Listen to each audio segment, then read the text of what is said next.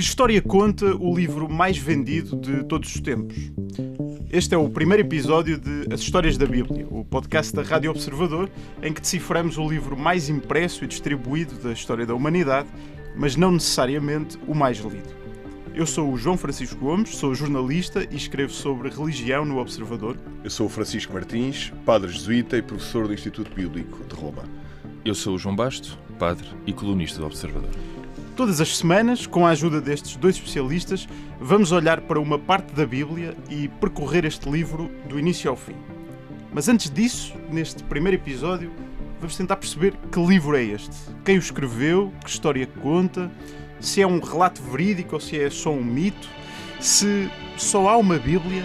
Enfim, vamos tentar responder a estas e a muitas outras perguntas sobre um livro que muitos de nós provavelmente temos em casa, mas para o qual talvez nunca tínhamos olhado com muita atenção. Estas são as histórias da Bíblia. Olá a todos. Faz sentido começar por apresentar aos nossos ouvintes os dois especialistas que nos vão ajudar todas as semanas a compreender os mistérios da Bíblia. O Padre João Basto é uma voz conhecida dos ouvintes da Rádio Observador. Olá, Padre João Basto. Olá. Como vais? O João escreve todas as semanas no Observador, comenta frequentemente assuntos de religião aqui na rádio. E, além disso, vou também apresentá-lo com os seus pergaminhos. É formador no Seminário de Viana do Castelo, diretor do Jornal da Diocese de Viana, é pároco na cidade. Muito obrigado por estares aqui connosco. Obrigado, eu. E o Padre Francisco Martins é jesuíta, é professor e investigador do Instituto Bíblico em Roma. Olá, Padre Francisco. Olá, João. E também quero apresentar-te dizendo que és doutorado em Bíblia pela Universidade Hebraica de Jerusalém e autor, já agora, de um interessantíssimo livro sobre este tema que vamos estar aqui a explorar. O livro chama-se A Bíblia Tinha Mesmo Razão, e tem um ponto de interrogação no final, e eu sei que o ponto de interrogação é importante desse título, que saiu em 2023 pela Temas e Debates, e recomendo a todos os nossos ouvintes que possam comprá-lo para que o Padre Francisco possa receber obrigado pela publicidade. Bons direitos de autor. Exatamente. Ora bem, nós ao longo de 12 episódios vamos falar sobre os momentos mais importantes da Bíblia. E vamos basicamente tentar compreender que livro é este, que é, enfim, podemos dizer que é o maior best-seller da história da literatura e que tem várias dimensões. Ele é, por um lado, um objeto literário, mas é também uma escritura sagrada para um terço da humanidade, e é importante tentar perceber este livro nestas duas dimensões. Obviamente nós não vamos ler a Bíblia toda, não é esse o objetivo do podcast. Acho que vamos deixar isso para os nossos ouvintes fazerem com calma em casa, ou podem também ouvir outros podcasts internacionais e portugueses. Há um recém-lançado em Portugal chamado Mais 365 que tem essa missão de ler o texto integralmente do início ao fim. A nossa ideia aqui é outra. Nós, em 12 episódios, vamos tentar compreender que livro é este. E eu queria começar justamente pelo Francisco Martins com esta primeira pergunta que eu acho que se impõe. Nós, quando olhamos para uma Bíblia, temos aqui várias em cima da mesa, quando olhamos para uma Bíblia, parece que há uma coisa que falta na capa, que é o nome do autor, que aparece nos livros todos. Quem é que escreveu a Bíblia? Uma bela pergunta. Vamos falar sobre isto durante o nosso primeiro episódio. Talvez começar por dizer que a Bíblia não é um livro. É talvez a primeira coisa a dizer, embora nós vamos às livrarias e compramos um livro, é um volume só, mas a Bíblia realmente não é um livro. O próprio título Bíblia é um título plural, significa livros, livrinhos, sobretudo livrinhos, pequenos livros. Uma biblioteca. Uma biblioteca de livros, realmente. E, portanto, embora apareça num só volume, na prática são vários livros escritos por cerca de 1000 anos e compilados só muito tardiamente como um só livro. Portanto, imensos autores. Portanto, a resposta seria vários. De alguma forma, devia ter por cima vários como autores ao longo de vários séculos. Muitos deles, a maior parte deles, anónimos. Falaremos sobre isto. Portanto, ainda que depois a Bíblia, os livros tenham nomes atribuídos e até tenham títulos, muito dessa atribuição é mais tardia. Portanto, e às vezes não é necessariamente o autor, mas é uma espécie de inspirador do inspirador, texto. Ou um primeiro autor, ou o primeiro que está na origem do livro e depois, entretanto, acrescentaram-se outras coisas anonimamente àquele livro. Falaremos sobre isto com mais calma, mas esta ideia da atribuição e do caráter anónimo da maior parte da Bíblia é um aspecto muito importante. E já agora fazia outra pergunta que lá está, relativamente a elementos que nós pensamos habitualmente num livro. Não só falta o autor na capa, como também falta, por exemplo, uma sinopse. Se tivessem que escrever uma sinopse para a contracapa da Bíblia, que história é que lá contavam? A Bíblia é a história da humanidade, praticamente do princípio até ao fim. Se a pessoa quiser saber, quiser saber o que é que aconteceu não só ao início, mas o que é que vai acontecer ao fim, é ler a Bíblia. No fundo, a Bíblia tem essa pretensão de ser uma história total da humanidade, do princípio até ao fim, do início dos tempos até ao fim dos tempos. Uma história contada a partir da perspectiva da salvação e da perspectiva divina, humana da salvação. Mas é isso, a Bíblia tem essa pretensão. Podia-se escrever na contracapa história da humanidade. Do início ao fim. Do início ao fim. Então, se calhar até, se no exemplo, como o Wagner quis compor na ópera a obra de arte total, não é? Com várias dimensões, também acho que é o que acontece um bocadinho na Bíblia. E agora, pegando até na questão do autor, nós pensamos na literatura portuguesa 3 grandes autores. Nós temos o Eça de Queiroz, o Fernando Pessoa e temos o António Lobo Antunes. O Eça de Queiroz temos os manuscritos dele bastante anotados. Nós não temos isso na Bíblia, não é? Os manuscritos muito anotados, rasurados, não temos. Nós não temos, por exemplo, aquilo que aconteceu com o Fernando Pessoa, que se diz, um bocado mito não, do guardador de rebanhos, que numa noite ele escreve aquilo tudo de uma vez. Também é possível que não tenha acontecido assim. E depois também temos com o António Lobo Antunes, que na capa diz versão final. Ora, a versão final da Bíblia, como nós hoje a temos, também demorou muito tempo a fazer. Claro. Portanto, estamos a falar de um contexto muito diferente, de uma ideia de autor muito diferente, sim. E quando nos aproximamos também temos que tirar alguns preconceitos para perceber o que é que está na Bíblia.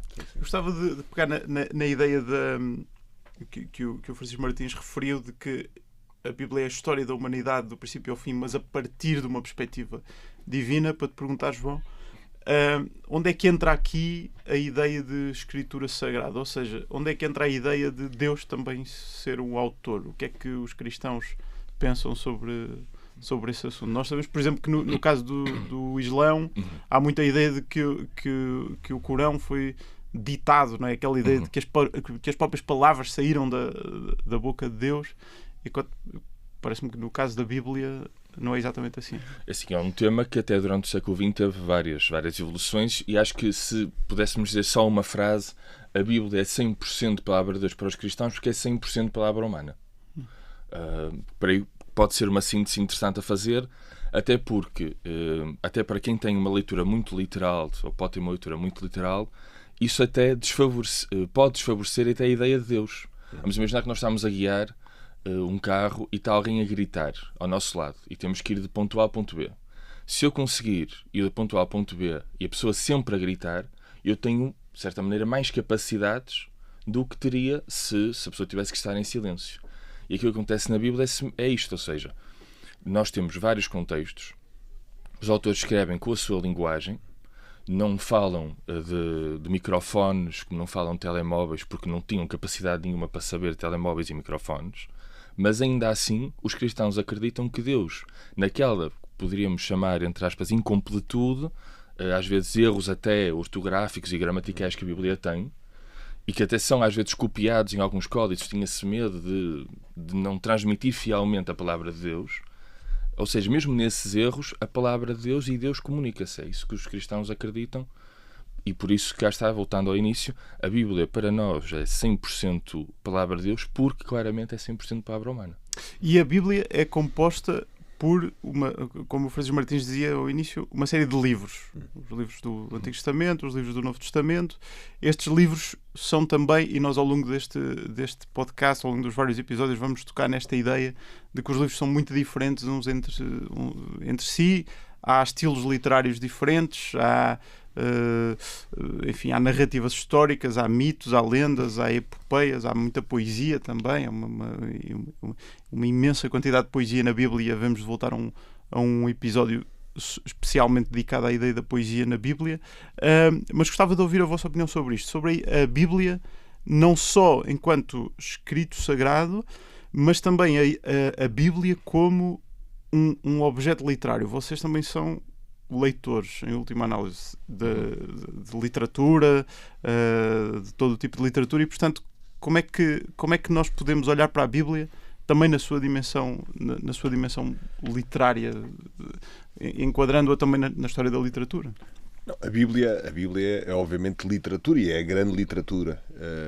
de alguma forma é o código. É o código da literatura mundial, ocidental, mundial. Realmente é certa vez uma experiência que as pessoas muitas vezes não fazem quando se aproximam da Bíblia, que é: eu vou ler literatura. As pessoas que aproximam-se da Bíblia com esta ideia: eu vou ler aqui a mensagem que Deus me quer dar hoje, ou a mensagem que eu gostaria que Deus me desse hoje, ou vou ler a Bíblia porque estou curioso em relação a este episódio.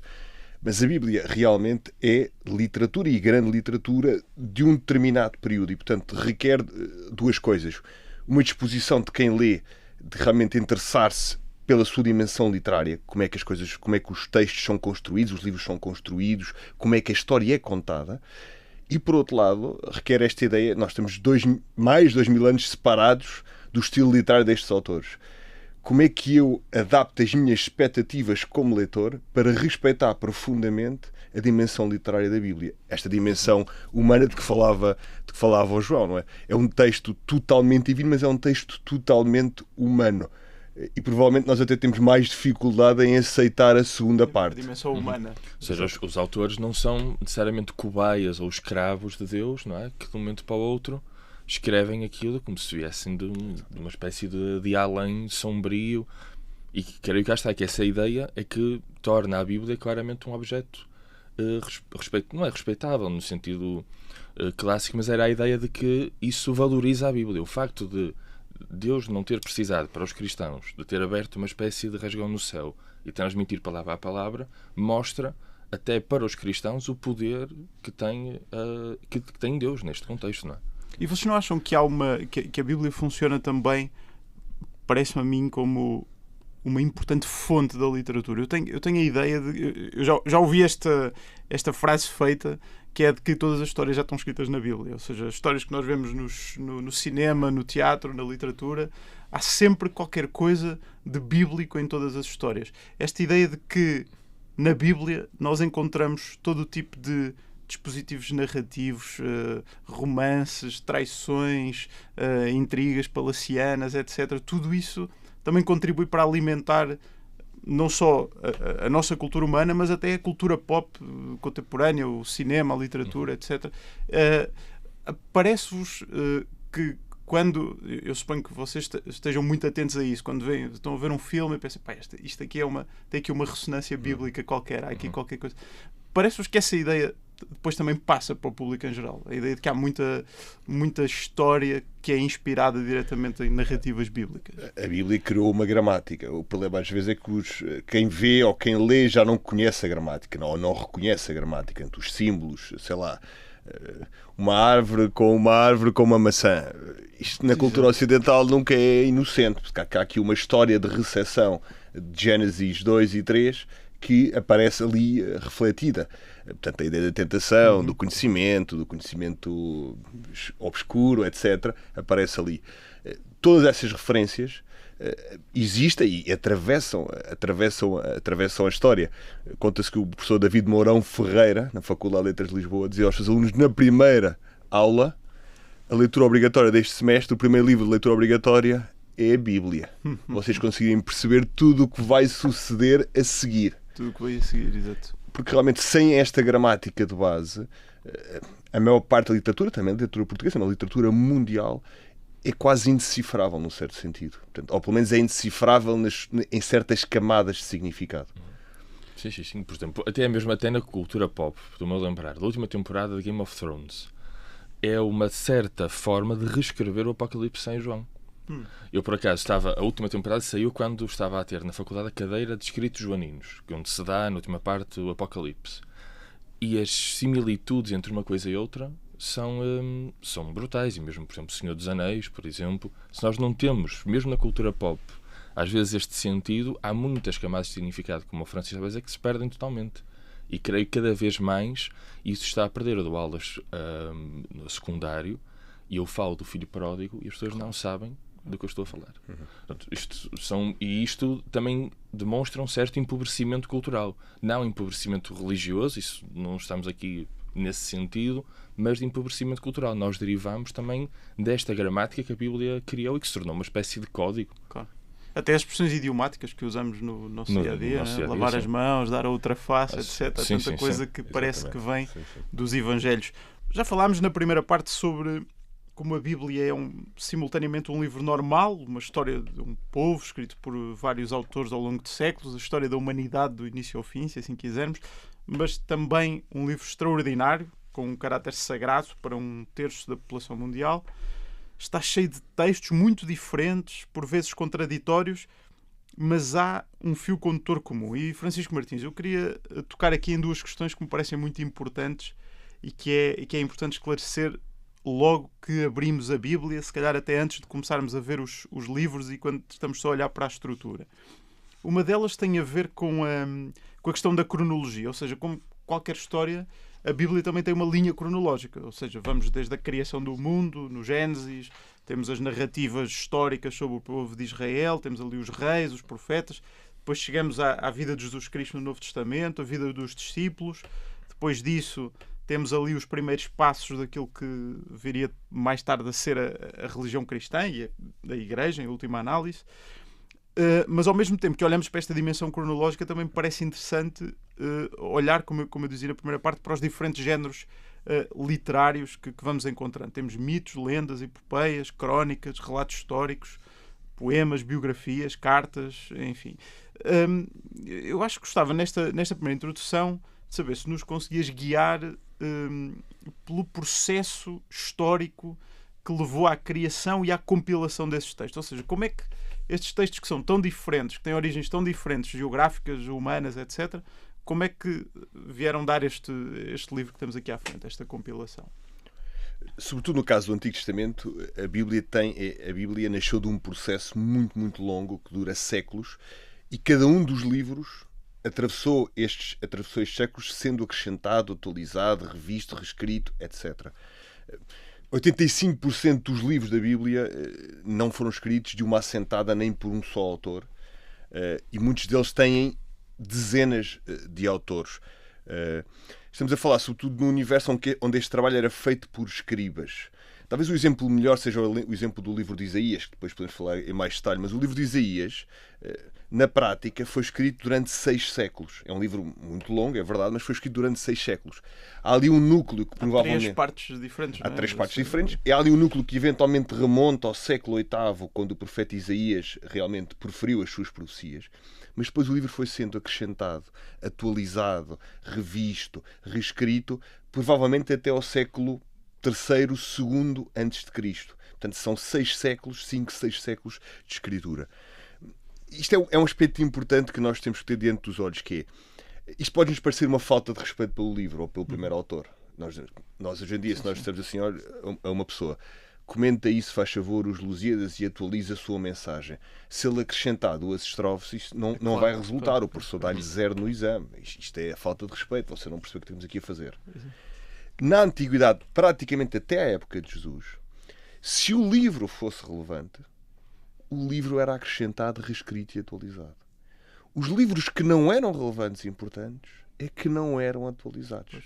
Esta ideia de que a mensagem de Isaías, a mensagem de Jeremias, a mensagem de Moisés, também nessa prática, de alguma forma, tem que ir sendo, no fundo, sustentada por uma comunidade que continua a querer ler estes livros e a recebê-los como uma mensagem relevante.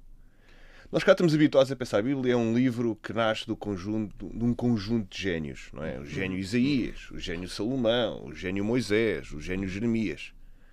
É melhor talvez abandonarmos essa ideia. A Bíblia é um livro que nasce de um processo comunitário. É uma comunidade inteira que recebe a palavra dos profetas, de Moisés, etc., e que continua a ruminar aquela palavra, a reescrevê-la, a atualizá-la e, no fundo, a lançá-la para o futuro. Sim, eu acho que isso é importante. Nós temos a concepção, que já falámos na primeira parte, que a sociedade que escreveu a Bíblia tem outras convenções literárias, sociais, políticas que nós, do que a nossa. Ou seja, quando se está a falar de um rei, não se está a falar do Carlos III da Inglaterra. Dou aqui um exemplo. Há pouco tempo viajei de avião e os aviões da TAP têm um nome, são batizados. E eu estava a passar no aeroporto e alguém estava a reparar que um avião dizia Dom João II, o Príncipe Perfeito. E há uma pessoa desse grupo diz: olha, deve ser o nickname dele. Ora, o Príncipe Perfeito não é nickname, é um cognome. Ou seja, um cognome não é necessariamente aquilo que o bro do bairro deu ao Dom João II, não é? Neste caso, por isso, se calhar, nós temos também que fazer esta transposição e entender que estamos a falar de um contexto totalmente diferente, não é? Se calhar só posso dizer uma coisa. Nós temos duas distinções, por exemplo, na nossa cultura que são muito básicas. A distinção entre texto e comentário, a distinção entre autor e a pessoa que faz o copista, digamos assim, não é? Ou o escriba que copia o texto. Ora, estas distinções não existem na Antiguidade, basicamente até a época de Jesus. Isto é, se eu estou a copiar um texto, eu sou chamado a ser também autor, isto é, a reescrevê-lo para que a sua mensagem seja relevante.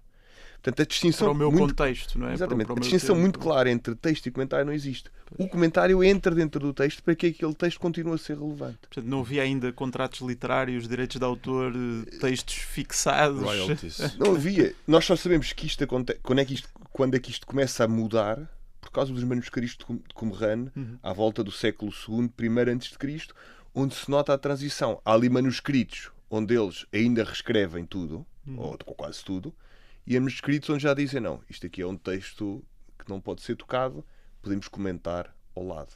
E até dizem, citam o texto e dizem comentário, e depois começam a comentar. Mas esta transição é um bocadinho antes da época de Jesus. Até lá não existe esta distinção. E se calhar aqui uma coisa que isto pode ser muito básico, mas é preciso se calhar dizer quem escreveu estes livros ao longo de tempos nunca escreveu a pensar que estava a escrever a Bíblia, não é? Claro. Ou seja, não é como o Faulkner que hoje se senta e vai escrever o Som e Fúria. Ou melhor, estavam a escrever textos que tinham uma... Se calhar nem estavam a escrever textos especialmente pensados para a posteridade, não estavam a escrever textos talvez úteis para o seu tempo, para as suas comunidades. Sim, eu acho que estavam a pensar sobre as suas comunidades concretas e provavelmente quando começaram a escrever já começaram a pensar que isto seriam profecias ou textos que iriam tentar um bocadinho resistir ao presente e passar para o futuro. Mas aquilo que estava a dizer o João é verdade, isto é esta concepção de que estes textos são um cânon fechado de textos sagrados e que não se pode acrescentar mais e que não se pode modificar e que só estes é que são a referência. Esta consciência nenhum autor da Bíblia tem, nem sequer dos do Novo Testamento. Deixem-me só tentar centrar um bocadinho esta conversa, porque se calhar para os nossos ouvintes, ou para alguns, ainda não dissemos algumas coisas importantes. Por exemplo, isto foi escrito numa janela temporal que é de 1000 anos. Sim, quando o Novo Testamento, 1000 anos. Numa zona do mundo também muito específica, no Médio Oriente, naquela zona da Palestina, onde hoje se situa ali Israel, Jordânia, Palestina, etc. Portanto, estamos a falar de um objeto que está situado também no tempo, um objeto literário situado no tempo e no espaço. Portanto, tem uma visão do mundo também a partir daquele tempo e daquele espaço. E eu gostava, nós mais à frente vamos dedicar um episódio a este acontecimento, mas acho que vale a pena antecipar um pouco algumas ideias sobre isto. Há ali um acontecimento no século VI a.C., que é o cativeiro do povo judeu em Babilónia, que teve um papel importante na promoção de muitos destes textos, destes escritos, não é verdade? Temos essa ideia, pelo menos, de que muito daquilo foi escrito a olhar para o passado a partir daquela experiência de prisão. Sim, a Bíblia é um livro que é a elaboração da memória coletiva de um povo durante 1000 anos. Isto é um povo que vai vivendo e que vai elaborando a sua memória dos acontecimentos do passado para viver melhor o presente e pensar sobre o futuro. Mas isso é o que está constantemente a acontecer. Portanto, vão reelaborando a memória do passado. E os acontecimentos mais decisivos, o João Francisco estava a falar aqui do exílio de Babilónia no século VI a.C., isto é, quando o reino de Judá, no sul, foi invadido e as pessoas deportadas para Babilónia, 3.000 quilómetros da terra delas, e naquela altura não havia aviões para voltar ao fim de semana. Portanto, era um drama nacional gravíssimo, e é sobretudo na sequência deste drama nacional gravíssimo que a compilação dos textos e a reescritura dos textos ganha uma dimensão muito mais, eu diria, existencial. Porque sem terra, sem rei, sem estrutura política, sem o que estava templo, em casa, não é? sem templo, exatamente, sem templo, estava a esquecer o templo essencialíssimo, sem templo, a identidade do povo estava em causa. E, portanto, vamos dizer isso mais de uma vez, mas o povo acaba por encontrar na Bíblia uma espécie de pátria portátil. Pois. uma espécie de património comum que histórico, permite sim. criar uma identidade coletiva e preservá-la no tempo e na história. E, portanto, é isso que a Bíblia, e portanto, aquele acontecimento tem um caráter absolutamente charneira para toda a composição do Antigo Testamento. Gostava de falar também rapidamente desta ideia de que a Bíblia parece-nos dividida ao meio entre o Antigo Testamento e o Novo Testamento. Na verdade não é exatamente ao meio, não é? Porque a maioria da Bíblia é o Antigo Testamento, cerca de 3/4 da Bíblia mais ou menos são o Antigo Testamento, e só o último quarto é que é o Novo Testamento.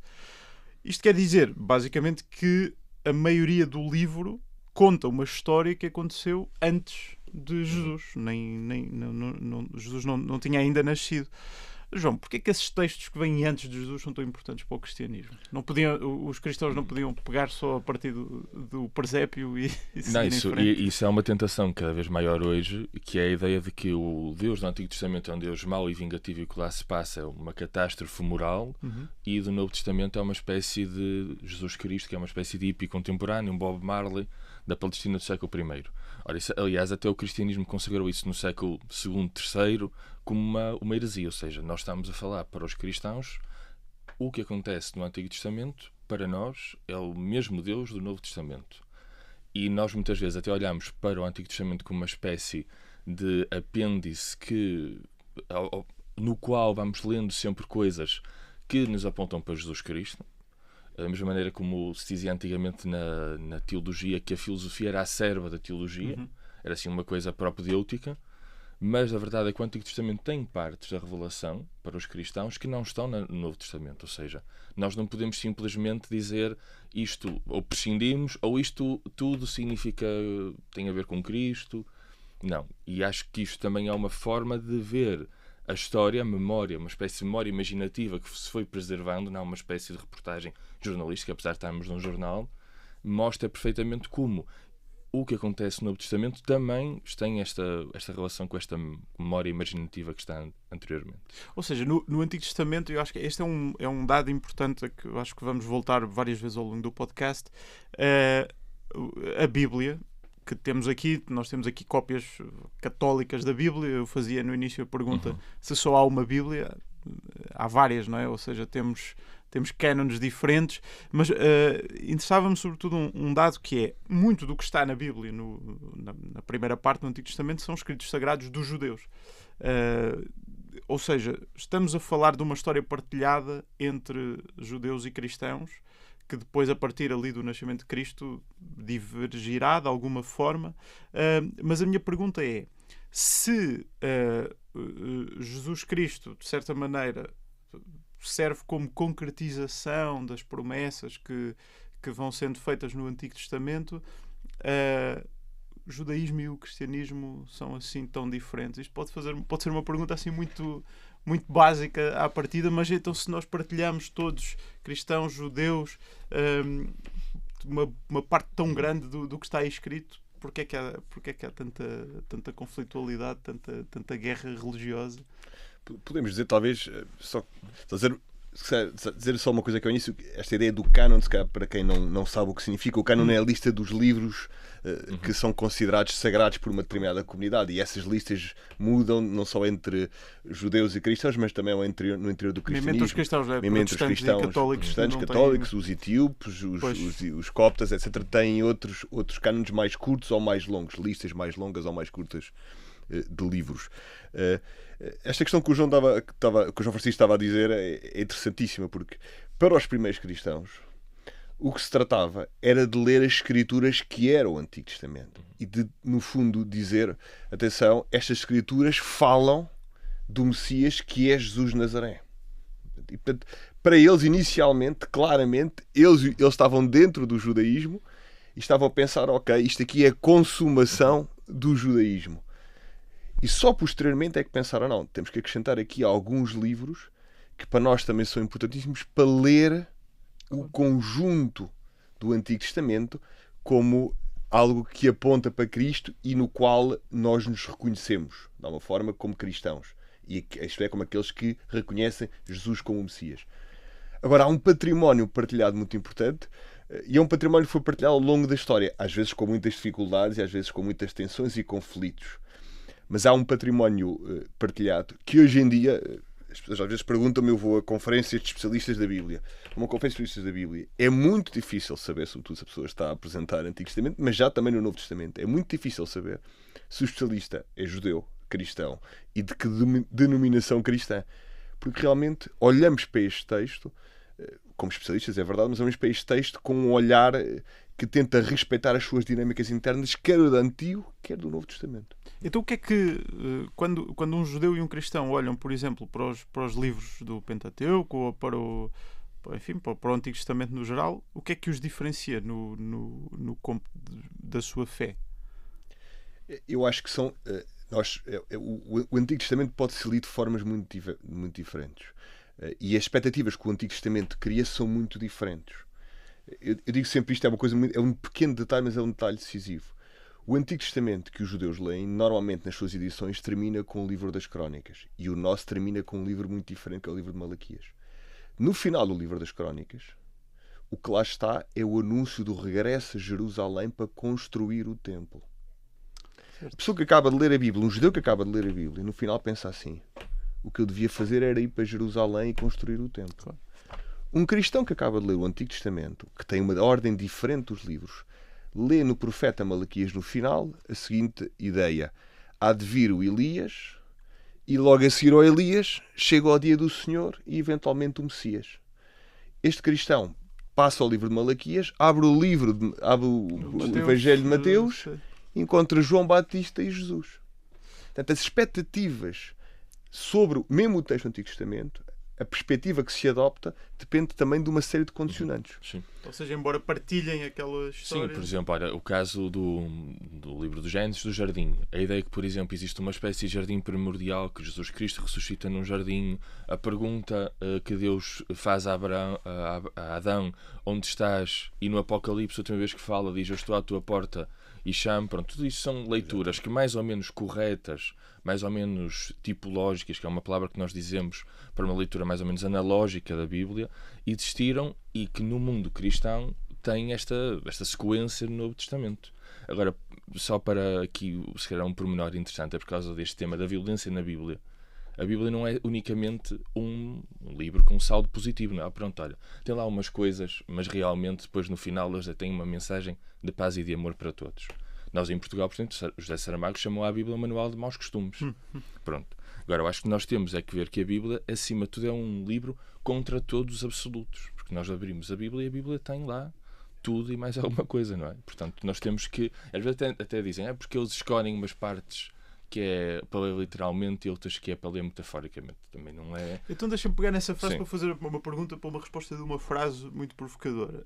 A Bíblia é verídica ou não? É histórica ou não? O que está lá escrito? A Bíblia... Eu prometi no início do episódio que íamos tentar responder a esta pergunta. A Bíblia fala de uma experiência histórica, mas fala de uma experiência histórica de forma literária. Exato. E isto é que é importante aqui saber. Ou seja, do que se está ali a falar realmente é da experiência histórica da salvação. Mas a Bíblia é literatura e muitas vezes a relação que a literatura tem com os eventos históricos, os acontecimentos históricos, é de uma forma oblíqua, digamos assim. Isto é, está a falar sobre um acontecimento histórico, mas reelabora esse acontecimento utilizando um estilo, utilizando uma linguagem, utilizando muitas vezes, por exemplo, uma cronologia ou uma sobreposição que, de alguma forma, elabora a memória desse acontecimento e que dá-lhe um significado, apresenta-lhe uma determinada saída. Vou só terminar muito rapidamente, estamos a chegar ao fim deste primeiro episódio, mas também não queria deixar frustrada a resposta a uma pergunta que fiz no final da primeira parte. Nós sabemos que em meados do século XV o Gutenberg usou uma prensa para imprimir uma Bíblia e a Bíblia tornou-se o primeiro livro a ser impresso em grande escala na história da humanidade. Mas como é que eu antes do século XV fazia se quisesse ler a Bíblia? Porque são ali 15 séculos de leitura das Escrituras, Francisco. Para ser muito concreto, João Francisco, o mais fácil era entrar no mosteiro, a viver, se ainda estava disponível na sua condição para entrar no mosteiro. Para entrar num mosteiro rico, idealmente um mosteiro rico, como o mosteiro de Alcobaça ou o mosteiro Santa Cruz de Coimbra, aprender latim, isso, e tentar uma vaga no escritório, portanto, onde se fazia a cópia dos manuscritos, Em alternativa, tornar-se rei e basicamente obrigá-los a encomendar uma cópia. Seria também uma alternativa a isto. Realmente a transmissão da Bíblia foi feita de forma muito, muito básica e muito cópia a cópia, de uma forma até ao século XV, basicamente, em manuscritos que eram de pele animal, o que a gente chama os pergaminhos, e também manuscritos de pele de origem vegetal, que é os papiros, etc. Não sei se sobre isto como é que depois chegamos à Bíblia exatamente. A Bíblia como um volume, portanto, como um códice único, só começa a surgir a partir do século IV depois de Cristo. De uma forma, o códice é uma invenção cristã, num certo sentido. Portanto, antes disso havia rolos, havia pequenos fascículos, mas ter a Bíblia toda num só volume é uma tecnologia que só se desenvolve a partir do século IV depois de Cristo, o códice. E nós temos alguns dos códices mais antigos ainda estão connosco, o Códice Vaticano, etc. São códices que, obviamente, para responder àquela pergunta provocadora que aparecia, o Códice Vaticano estima-se que provavelmente terão precisado da pele de 250 ovelhas, mais ou menos. É uma estimativa para fazer só aquele códice. Obviamente, isto requer não só muito dinheiro, como também um bocadinho de crueldade. Hoje já não precisamos disso para imprimir Bíblias. Bom, esperamos ter estimulado a curiosidade dos nossos ouvintes em relação a este best-seller, o maior best-seller da história da literatura. Nós, no próximo episódio, vamos começar a decifrar os principais momentos do livro, e não há melhor forma de começar do que justamente pelo início, pela história da criação do mundo, Adão e Eva, os mitos, enfim, vamos tentar perceber porque é que uma maçã trouxe tantos problemas. Até para a semana. As Histórias da Bíblia é um podcast da Rádio Observador com Francisco Martins e João Basto. É apresentado por mim, João Francisco Gomes, e a música do genérico é de Tiago Afonso.